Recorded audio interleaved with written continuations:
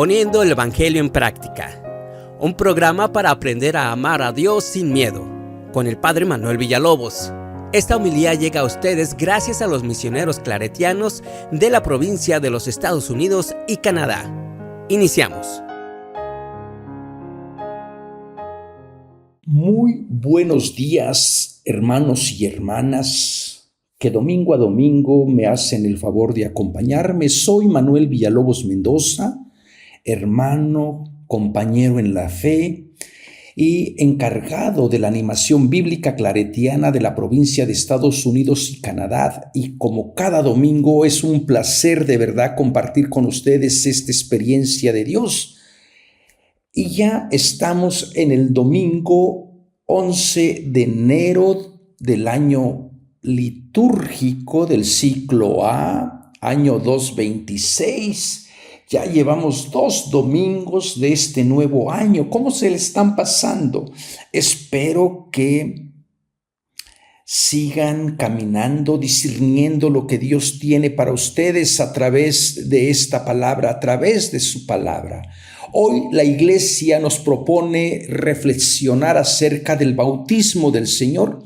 Y yo creo que no nos haría nada mal reflexionar también acerca de nuestro bautismo. Porque a veces nos da la impresión de que el bautismo es algo mágico, ¿verdad?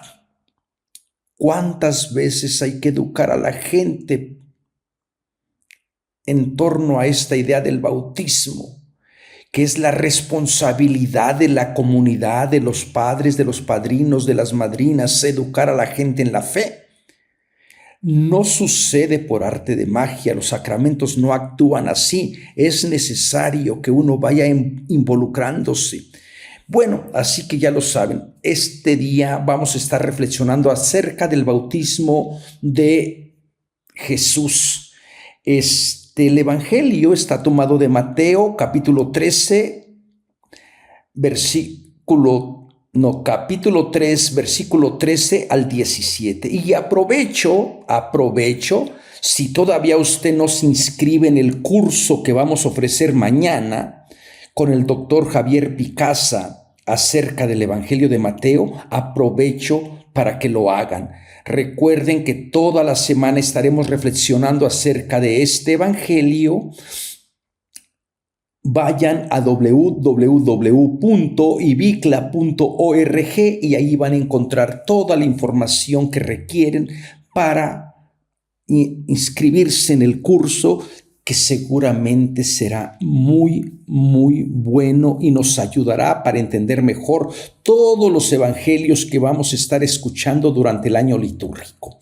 Bueno, vamos a comenzar. Mateo 3, 13 al 17. En aquel tiempo fue Jesús de Galilea al Jordán y se presentó a Juan para que lo bautizara.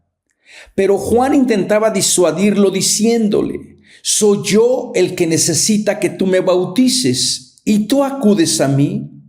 Jesús le contestó: déjalo ahora, está bien que cumplamos así lo que Dios quiere. Entonces Juan se lo permitió. Apenas se bautizó Jesús, salió del agua, se abrió el cielo y vio que el Espíritu de Dios bajaba como una paloma y se posaba sobre él. Y vino una voz del cielo que decía: este es mi Hijo el amado, mi predilecto. Palabra de Dios.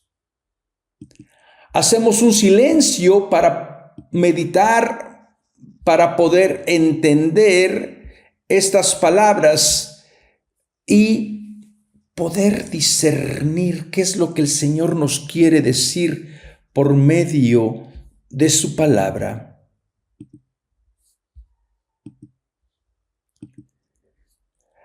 Para ubicarnos en el contexto de este evangelio, necesitamos nosotros ver qué es lo que está atrás. Comenzó el capítulo 3 anunciando la figura de Juan el Bautista. Recuerden que aparece como el profeta mesiánico, el que tenía que venir con este tipo de lenguaje apocalíptico, que comienza en el capítulo 3, abre el capítulo 3 con la figura de Juan el Bautista, que comienza predicando en el desierto de Judea. Juan vinculado al desierto, al Jordán. Inmediatamente a la comunidad le tiene que recordar toda la experiencia del Éxodo, toda la experiencia de discernir, de fidelidad, de darle la entrega, no, ahora ya no a la ley de Moisés, no al Dios de Moisés, sino al reino que Jesús va a anunciar. Y el mensaje de Juan es áspero, violento, directo, y viene el tema principal de la conversión, que llegue el reino de los cielos. Recuerden que para Mateo, sensible a su comunidad, evita llamarle reino de Dios. Y entonces el mensaje de Juan parece que cala, pero al mismo tiempo toda la gente acude a Juan. Como que se cambia el escenario de la salvación, ¿verdad? Bueno, te describen a Juan cómo venía vestido, con pelo de camello, con cinturón de cuero a sus lomos y un tipo de comida muy especial. Todo muy en relación a la figura de Elías, ¿verdad? Que también venía vestido con estos elementos del pelo de camello. Todo para decir gente separada que tiene una visión clara.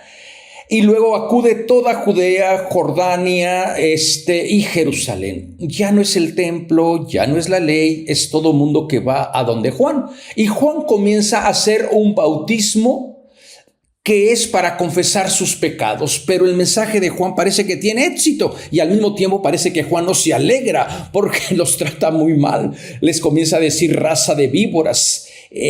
¿Quién los va a salvar del castigo que viene? Recuerden que este es un lenguaje apocalíptico. Y lo más importante del mensaje de Juan es que toda la comunidad está invitada a producir los frutos de conversión. Este va a ser el tema esencial de Juan. Conversión, volver otra vez a Dios, dirigir su mirada otra vez al primer amor. Y qué mejor manera que es en el desierto. La gente continuamente creía que en el desierto el pueblo de Israel era donde le había dado su fidelidad, su lealtad al Dios de Israel. ¿Se acuerdan aquella profecía tan preciosa de Oseas? Cuando Israel era niño lo amé y de Egipto llamé a mi hijo. Bueno, ahora no va a ser en torno al desierto, al Jordán, pero ahora viene la voz cósmica de Dios que se abre. El cielo que había permanecido retirado, lejano, se hace ahora cercano. Ahora sí que el cielo está en la tierra, con esta figura tan preciosas, con esas metáforas, con estas imágenes. Y entonces este es el mensaje de Juan y vuelve otra vez a decir cómo es el bautismo de Juan y anuncia al mismo tiempo la llegada del más fuerte que yo, del que yo no soy digno de llevarle las sandalias, dice Juan. Y nosotros pensamos que el más fuerte, muchas personas quieren ver que la idea del más fuerte está relacionado con la idea de Dios. Para los judíos el más fuerte era Dios. Pero da la impresión que Juan se está refiriendo a la figura de Jesús, porque se compara con él, porque recuerden que nadie se puede comparar con Dios. Y luego también tiene esta idea de yo no soy digno de llevarle las sandalias. En Marcos se decía de desatarle las sandalias. Estas eran las actitudes propias del discípulo hacia el maestro, ¿verdad? Y bueno, ya también presenta al más fuerte, si es que se refiere a Jesús, con el bieldo y va a limpiar a los que son suyos con la imagen del trigo y de la cizaña.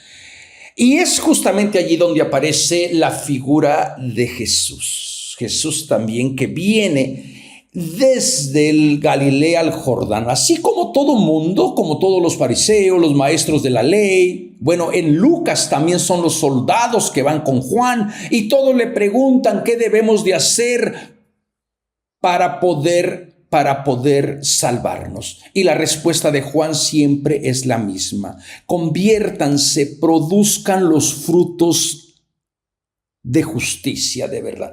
Entonces aparece Jesús que viene de Galilea al Jordán. Jesús aparece también movido por el Espíritu de Dios, como uno más que va a buscar este estilo de vida que va a buscar también vincularse a la experiencia de Juan.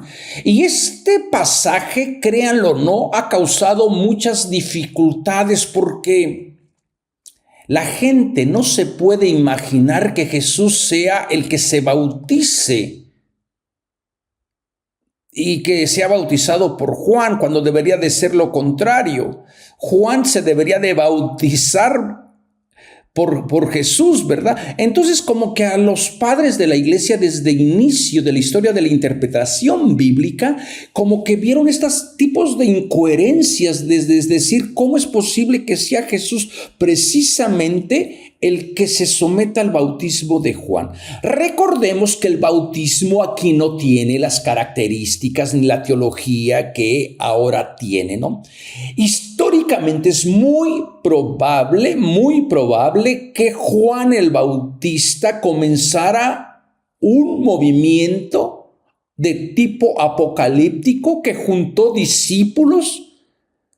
Y entre los discípulos es muy probable que Jesús por un tiempo perteneció al grupo de Juan. Estos discípulos los vamos a encontrar en los discípulos de Juan los vamos a ir encontrando en diferentes momentos del Evangelio. Y bueno, ya en el Evangelio de Juan van a entrar prácticamente en una actitud bastante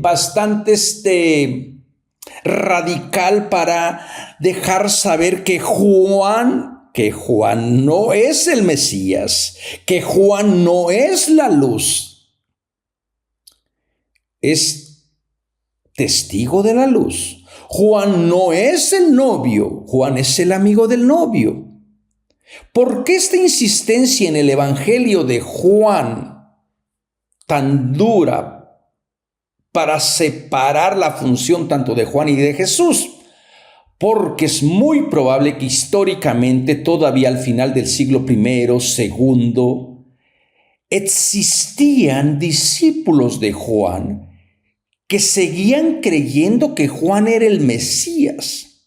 Y para la comunidad de Juan, el evangelista tiene que dejar claro que Juan no es Mesías, Juan no es la luz, Juan no es el novio. Nadie se puede comparar en el Evangelio de Juan con Cristo Jesús. Pero los discípulos de Juan aparecen, o sea, no desaparecieron con la muerte de Juan. Se siguieron manteniendo firmes. ¿En qué momento exactamente Jesús se separó del movimiento de Juan? Muy probable a la muerte de Juan. Jesús tuvo que buscar su propia voz, su propia espiritualidad. Jesús tuvo que buscar su propia identidad, su propia manera de presentar el mensaje, bebiendo de la tradición de Juan. Pero el movimiento de Jesús tuvo que coexistir también con los seguidores de Juan, que muy probablemente se mantuvieron firmes al mensaje de Juan. Fíjense que, bueno, hay muchos estudios ya últimamente relacionados a esta relación entre Juan y Jesús, y llama la atención cómo los discípulos de Juan son fieles a su maestro. Cuando Herodes mata a Juan el Bautista, sus discípulos van a reclamar el cadáver de Juan, cosa que no sucedió con los discípulos de Jesús, porque todos huyeron. Por allí se trata de reconstruir la historia con la figura de José de Arimatea. Pero nos queda la duda si José de Arimatea era discípulo de Jesús o no. Entonces, esto es lo que nosotros tenemos que entender, ¿verdad? Entonces, es esta la relación tan difícil que para la primera comunidad le costaba trabajo entender por qué es que Jesús se hubiese bautizado. Entonces, históricamente hablando, es muy probable que Jesús fuera parte del movimiento de Juan y que en algún momento Jesús tomara su propio camino. Y esto no le resta importancia. Jesús, uno también tiene que comenzar a preguntarse en qué momento Jesús descubrió o se concientizó de su papel mesiánico, de su papel de ser el enviado de Dios.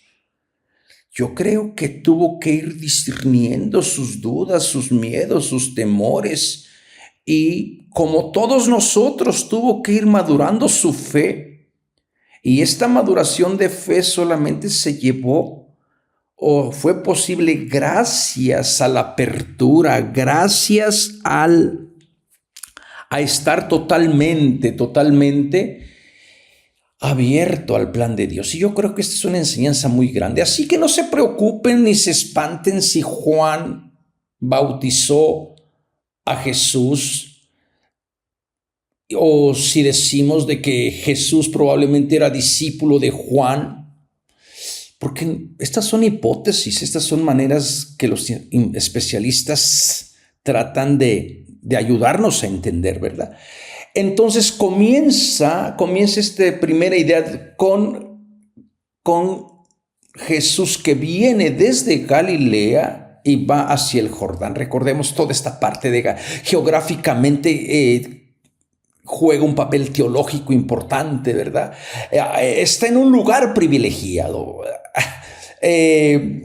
Galilea juega un papel muy importante porque es ahí donde comienza todo. Bueno, y la imagen del desierto, del Jordán, del río, todo va a evocar al éxodo, a la relación del Dios poderoso. Y al mismo tiempo va a invitar a la gente a que todo mundo tiene que dejar a un lado sus cosas y involucrarse a tomar conciencia de su bautismo. Lo que les estaba tratando de decir al principio de que a lo mejor deberíamos de comenzar a reflexionar acerca de nuestro bautismo, porque pensamos que el bautismo es mágico. ¿Cuántas veces uno como sacerdote, padre, es que mi hijo llora mucho, lo voy a bautizar? Probablemente es porque no está bautizado, o porque se espanta, o porque no puede dormir. Y cuando uno ya les empieza a educar a decir, mire, el bautismo funciona cuando usted va a compartir su fe con su hijo, con su hija. Usted va a ir madurando, va a ir enseñándole con su ejemplo, con sus virtudes. No se trata de bautizar por bautizar, tiene que ser un convencimiento pleno de los papás, de los padrinos, de las madrinas, de decir, sí queremos que nuestro ahijado, nuestro hijo, crezca en la fe, madure en la fe. El sacramento no sucede por arte de magia. Y es necesario que los creyentes pongan su parte. Porque entonces tendrán razón cuando nos cuestionen por qué seguir bautizando a los niños si no tienen conciencia. Y la respuesta es simple: los bautizamos por la fe de los papás, de las mamás, de los padrinos, que se involucran, que están dispuestos a transmitirles esa fe. Y ahora de que si el bautismo, esta es otra cosa que la gente dice, que si el bautismo, que si no se bautizaban pequeños, recordemos que el bautismo no tiene el mismo peso teológico que tiene ahora. Bíblicamente el bautismo era un ritual solamente de penitencia, purificación que tenía que ver para cumplirse las normas rituales de pureza. No tenía toda esta teología que tiene ahora tan rica. Y que no se bautizaban pequeños, no era la costumbre, pero da la impresión que también en las primeras comunidades se bautizaban todos los de la casa. Cuando el pater familia se bautizaban todos, esclavos y esclavas. Entonces, a veces como que los hermanos separados piensan que han descubierto el hilo negro. Yo no sé por qué a veces la gente cree o nos cree que somos ignorantes de verdad. Lo que pasa es que no hemos sido educados para dar razón de nuestra fe. Y bueno, yo sé y ustedes saben que esta no es nuestra visión en el IBICLA, no es dar cursos apologéticos, pero cuando usted participe en las clases, en los cursos, usted aprende y usted va a saber madurar su fe y dar razón de su fe en alguna conversación. No quiero que, bueno, en el nombre de las religiones nos hemos hecho tanto daño. Sería triste que fuéramos a pelearnos con otra gente porque ya tenemos respuesta. No, solamente somos servidores de palabra, somos servidores del ministerio de la palabra y que podemos seguir creciendo, seguir profundizando en nuestra fe. Entonces el bautismo, por eso cuando ustedes los llamen, los papás o las mamás les inviten a ser padrinos o madrinas, es algo muy serio que se tiene que pensar y decir, bueno, ¿tendré la habilidad, tendré la responsabilidad de ir educando a esta personita, a mi hermanito, a mi hermanita en la fe? Entonces hay que esforzarnos por vivir nuestros sacramentos, ¿verdad? Bueno, entonces, y una vez que hemos dicho esto, comenzamos con el texto. Entonces, viene Jesús desde Galilea al Jordán, donde estaba Juan para ser bautizado por él. De esta manera, Mateo responde probablemente había entre ellos personas escandalizadas porque Jesús se hubiese bautizado, hubiera comenzado este ritual de inicio por Juan. Y de fondo, si Jesús se bautiza por Juan, es que Jesús está subordinado a la autoridad de Juan. Entonces Mateo responde a este problema porque parece claro que en algunos círculos judíos se acusa a los cristianos no solo de ser unos meros continuadores de Juan el Bautista, sino depender de su mensaje, como que no miraban nada extraordinario o único de Jesús. Dijeron, ustedes le copiaron el mensaje, se plagiaron la espiritualidad de Juan. Y parece ser que detrás de esta acusación están los judíos que están acusando a sus hermanos cristianos, diríamos ahora, que Jesús no podría ofrecer nada nuevo y que solamente vendría pues a seguir la espiritualidad que Juan proponía. Y Mateo siente la necesidad de plantearse ese problema y fíjense en el evangelio que yo les leí, en la versión que yo les leí, tendría otra versión cuando empieza Juan a decir, soy yo el que necesita ser bautizado por ti y tú vienes a mí. Jesús le respondió, permite por ahora, pues conviene que así cumplamos toda justicia. Esta es la traducción más correcta. Y de esta manera, a través del bautismo, se establece esta justicia. Entonces, y Mateo también trata de impedir a Juan, porque probablemente quiere corregir a los discípulos de Juan que siguen creyendo que Juan era el Mesías, sino Jesús. Pero al final parece que los dos grupos coexisten y Jesús insiste en el evangelio y responde a Juan, es necesario que cumplamos toda justicia. Y de esta manera, tanto Juan como Jesús están vinculados o subordinados a la justicia. ¿Y a cuál justicia? A la justicia de Dios. Y esta justicia de Dios es uno de los temas principales del Evangelio de Mateo. Recuerden que apareció inmediatamente con la figura de José, que quiere repudiar a María, pero como es un hombre justo, José va a ser modelo de discipulado por ser justicia. Jesús en esta línea va a tener que estarse subordinado también a la justicia de Dios. Juan tiene que, al final todo mundo tiene que estar subordinado a la justicia de Dios. Y de esta manera se cumple la voluntad del Padre. Cuando se está cumpliendo la justicia, la dikaiosune de Dios. Ustedes lo pueden ver también en Mateo 11, 18, 12. A ver, vamos a ver qué nos dice Mateo 11, 18, 11. Mateo 11. A ver qué les dije, Mateo, ¿qué? Ya se me olvidó. Eso es por no tenerlo apuntado, ¿verdad?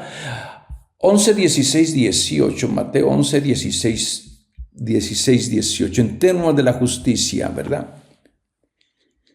Dice, más, ¿a qué compararé esta generación? Es semejante a los muchachos que se sientan en las plazas y dan voces a sus compañeros diciendo, les tocamos la flauta y no bailaron. Les cantamos canciones tristes y no lloraron. Pero vino Juan que ni comía ni bebía y dicen tiene un demonio. Vino el Hijo del Hombre que come y bebe y dicen he aquí a un hombre comelón y bebelón de vino, amigo de publicanos y de pecadores. Pero la sabiduría es justificada por sus hijos. La sabiduría es justificada por sus hijos. Doña Sabiduría se justifica por sus hijos. Bueno, en ese contexto el evangelista está diciendo ustedes no saben ni lo que quieren, pero al final triunfa la justicia. Cuando todo el mundo se vincula a la justicia, los hijos de la sabiduría personificada, recuerden que se personificaban las virtudes, justifica la presencia de Dios que justifica a todos sus hijos y a sus hijas. Entonces, de esta manera, Mateo parece ser que resuelve esta controversia de quién es más importante, si es más importante Juan, si es más importante Jesús. No, ambos quedan subordinados a la justicia de Dios que opera para todo mundo. Esto significa que Juan Bautista prepara la llegada del mismo reino de Jesús, del reino de los cielos, y este comienza a proclamar esta justicia de Dios que va a culminar prácticamente con la vida, la muerte y la resurrección de Jesús, ¿no? Y comienza también este nuevo camino, un nuevo rito que tiene que ver con esta expresión que Mateo llama el reino de los cielos. De esta manera, tanto Jesús como Juan son mensajeros de la misma justicia y de un solo reino de los cielos. No están trabajando para diferente Dios o Señor. Están trabajando para el mismo Dios que tiene dos espiritualidades, dos estilos diferentes y dos maneras de vivir la justicia. La manera de justicia de Juan, que puede ser austera, que no come, que no bebe, que viste de cierta manera, que tiene un lenguaje bastante áspero, y la espiritualidad del hermano Jesús, que se junta con pecadores, con prostitutas, con publicanos, con gente excluida, marginada, come y bebe. Pero ambas espiritualidades están basadas en cumplir la justicia de Dios, en hacer posible que surja esta justicia que tiene que ver con perdón, con salud, con cercanía, no porque la persona se lo merezca, sino porque Dios es más grande. Y en este diálogo entre Jesús y Juan, Jesús sabe que todavía no ha llegado la hora y le dice, permíteme por ahora, porque los dos tienen un camino y una misión que cumplir, y los dos están al servicio de la justicia de Dios. Es como unas espiritualidades, ¿verdad? Miren, vivimos en un tiempo donde la iglesia está bien polarizada. Por un lado, Existen muchas personas, muchos sacerdotes y tienen muchos seguidores que quieren o que ponen el énfasis en la liturgia, que siguen la norma, en el incienso, en las vestimentas, en los actos externos, en genuflexiones, en reverencias, en recibir la comunión de cierta manera, en cantar de cierta forma, en tocar, en usar ciertos instrumentos. Toda la vida, toda la espiritualidad de nuestros hermanos y hermanas, iba a decir estas personas, pero no en sentido de desprecio, de estos hermanos y hermanas que formamos en la misma iglesia, pero parece que su espiritualidad va con ese énfasis. Y por otro lado, hay otro grupo de personas, pues que le podemos dar la reverencia, seguir la norma de la liturgia, pero al mismo tiempo queremos presentar o queremos que la gente descubra la cercanía de Dios en su vida, que no es con tanta rigidez. El problema es que siempre en la iglesia ha habido campo para todo mundo, para muchas voces. Siempre en la iglesia ha sido como la madre que quiere a todos sus hijos. El problema es cuando unos comienzan a desacreditar a otros, a deslegitimar, a decir, no, ustedes no son buenos. Y casi que hay muchos grupos de estos hermanos que están más preocupados, por vivir su espiritualidad con las normas de la liturgia. Y empiezan a decir a veces de los que, desde su punto de vista de ellos, ustedes no tienen amor a la liturgia, ustedes no hacen lo otro, ustedes no sé qué. Y uno dice, mira, los problemas están adentro. No hay necesidad de buscar los problemas afuera. Están dentro de uno. Qué triste de verdad que lleguemos a esto, cuando todos podemos coexistir. Había dos espiritualidades, la de Juan el Bautista y la de Jesús, pero no se excluyeron. Los dos trataron de descubrir el camino de la justicia de Dios. Y Jesús comenzó asumiendo el bautismo de Juan, al igual que los publicanos y los pecadores. Y esa manera formaba parte del Dios que se encarna en la vida de los descartados, de la gente marginal, de la gente explotada, de la gente que no cuenta. Y después viene con esta idea, la iglesia la celebró, las comunidades, de que Jesús era semejante a todos nosotros, menos en el pecado. Y por otro lado tenemos la espiritualidad de Juan. ¿Y qué está de malo con ambas espiritualidades? Yo creo que tendríamos que ser más cuidadosos y no estar tanto viéndonos con sospecha, vigilando quién hace qué, porque se nos va la oportunidad de llevar el mensaje, de evangelizar. Y hay personas que parece que les encanta confrontar, que el padre dijo esto, que el otro padre dijo lo otro, y ahí se hace el chisme. Hermanos y hermanas, vamos a subordinarnos a la justicia de Dios.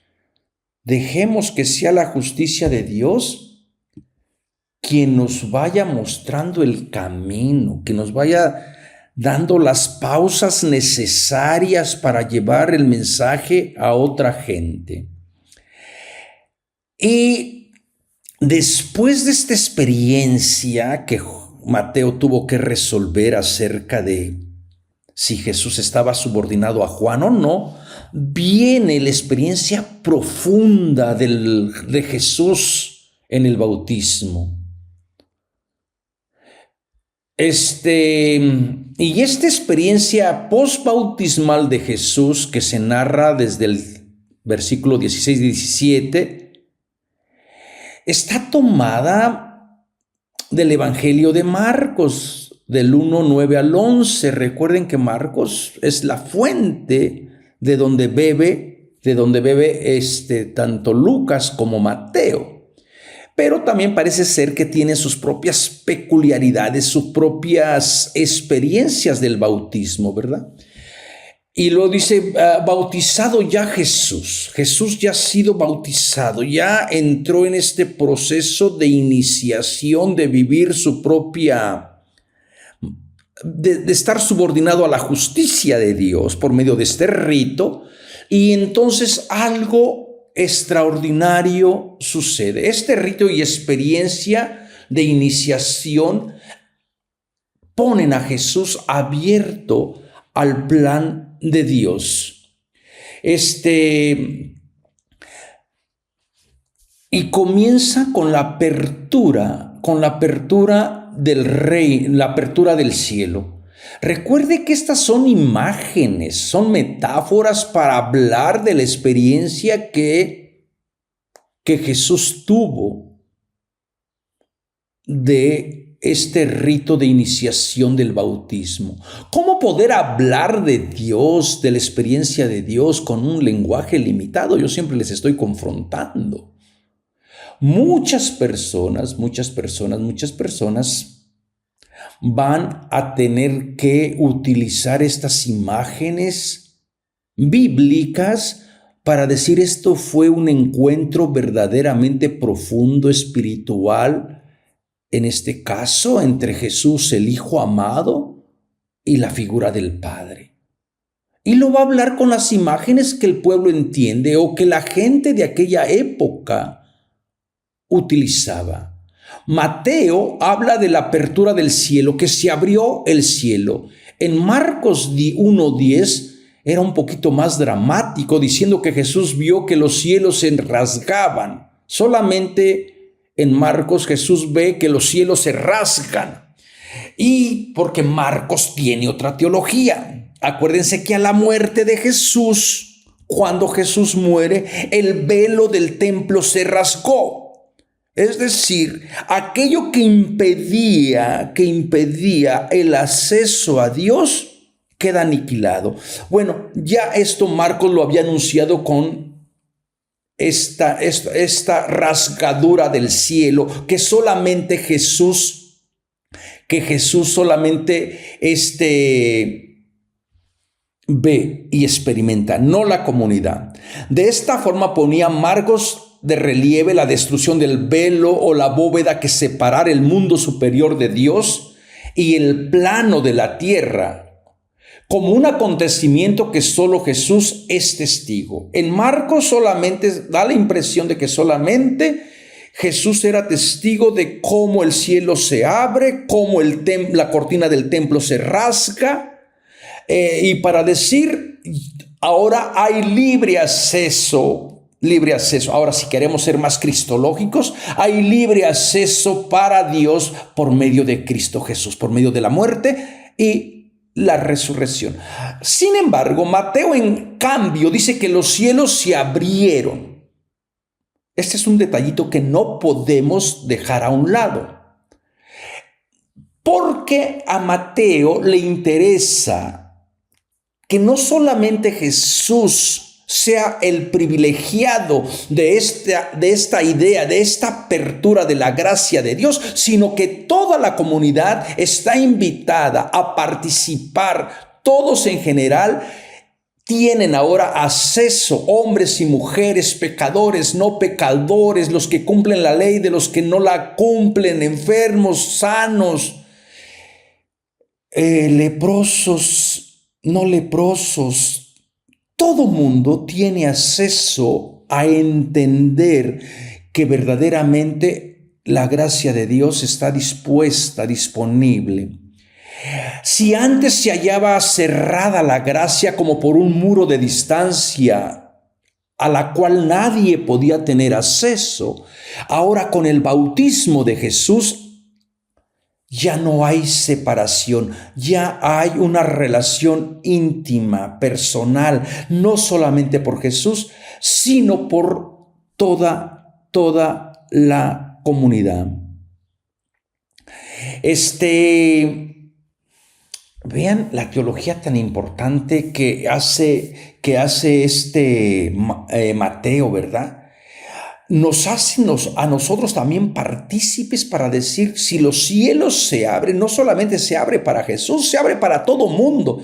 Así que no anden cerrando cielos, no anden encerrando la gracia de Dios, no la distribuyan en gotero. Dejen que todo mundo vea cómo los cielos se abren. La gracia de Dios es para todos. Así como nace el sol para todos, así nace la gracia cada día para todos, la justicia de Dios que se da para todos. Y enseguida comienza esta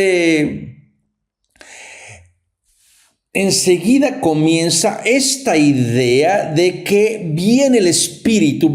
Cuando el Espíritu viene, inmediatamente que Jesús sale del agua, tras el rito de Juan, Jesús ha confesado su nueva relación, su nueva fidelidad, su nueva manera de entender la vida. Viene el Espíritu como paloma sobre él. Viene después del rito de Juan. Y otra vez volvemos a estas imágenes. Recuerden que es difícil tratar de hablar de experiencias religiosas profundas que la persona tiene con Dios. En la imagen de el Espíritu en forma de paloma, para esta comunidad que conoce su tradición, conoce su ley, inmediatamente viene la idea de Noé. Si ustedes recuerdan, después del diluvio, el diluvio va a prefigurar la comunidad cristiana, encontró una conexión con el bautismo, porque se pasaba de la destrucción, del caos a la armonía, de la muerte a la vida, y así era la persona bautizada. Uno muere al pecado y resucita o emerge vivo por la gracia de Dios. Entonces a esta comunidad la idea de la paloma viene atestiguada en el libro del Génesis, allá con las historias prediluvianas, con la figura de Noé, donde la paloma no tiene donde posarse. Acuérdense, aquí se viene. Mateo no dice que el Espíritu viene bajando como Marcos, sino solamente que viene sobre él. Una vez que el cielo está abierto, ya no hay arriba, ya no hay abajo, ya no hay tiempo, como si ya no hubiera ni siquiera distancias. Solamente está ahí la imagen para decir, Dios está continuamente obrando, ¿verdad? Acuérdense que estamos hablando de una manera metafórica, de una experiencia de fe muy profunda que esta comunidad está tratando de transmitir acerca del bautismo de Jesús.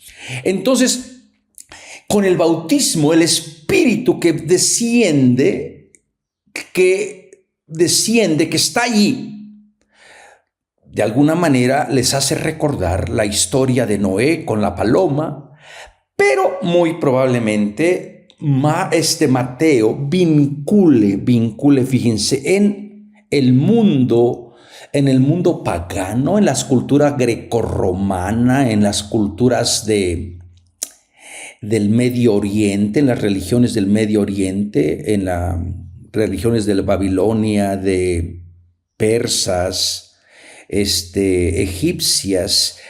Siempre había la creencia que las aves eran las aves mensajeras de los dioses. Continuamente los dioses Zeus continuamente descendía en forma. A Zeus le gustaba mucho, el ganso estaba asociado con Zeus y con Apolo, el águila. Se creía en los mitos, en las leyendas, se creía que las aves divinas o los mismos dioses descendían o se hacían presente en algún momento importante de la vida del futuro héroe. No hay que descartar también estas creencias, ¿verdad?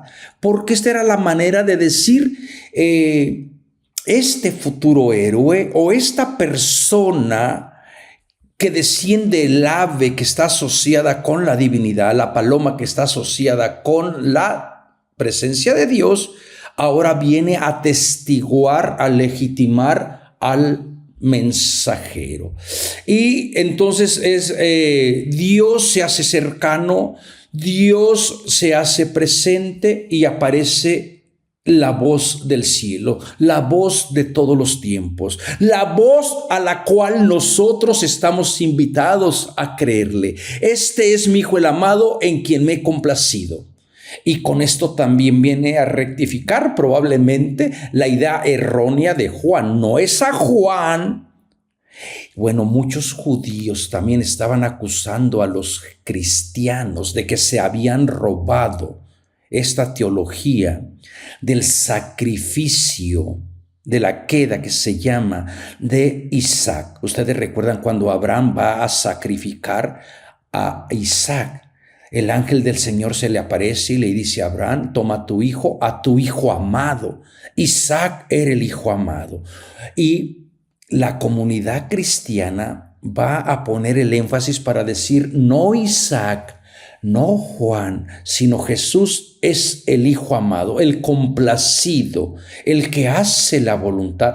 Y bueno, vamos a ir leyendo todo el Evangelio de Mateo para saber por qué Jesús es el Hijo amado de Dios, porque es capaz con su sí, con su entrega, con su amor, por vivir la justicia de Dios de una manera extraordinaria hasta entregar su vida, que se convierte en el Hijo amado de Dios. Hermanos y hermanas, se me fue el tiempo. Quiero terminar invitándoles a que se registren una vez más a este curso que va a dar inicio el día de mañana. Vayan a www.ibicla.org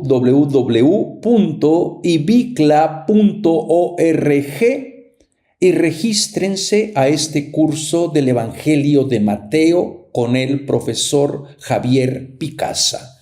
Si alguien sabe no solamente de Mateo, sino de todo el cristianismo primitivo, es el doctor Javier Picasa. Qué privilegio de tenerle con nosotros, ofrecer estos cursos gratuitos. Ya no podemos hacer nada más por ustedes. Les preparamos la mesa con cursos a nivel universitario, gratuitamente.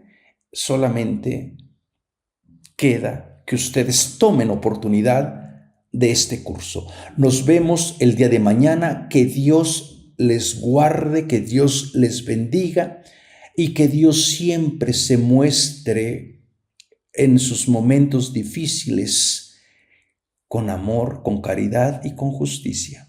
Gracias.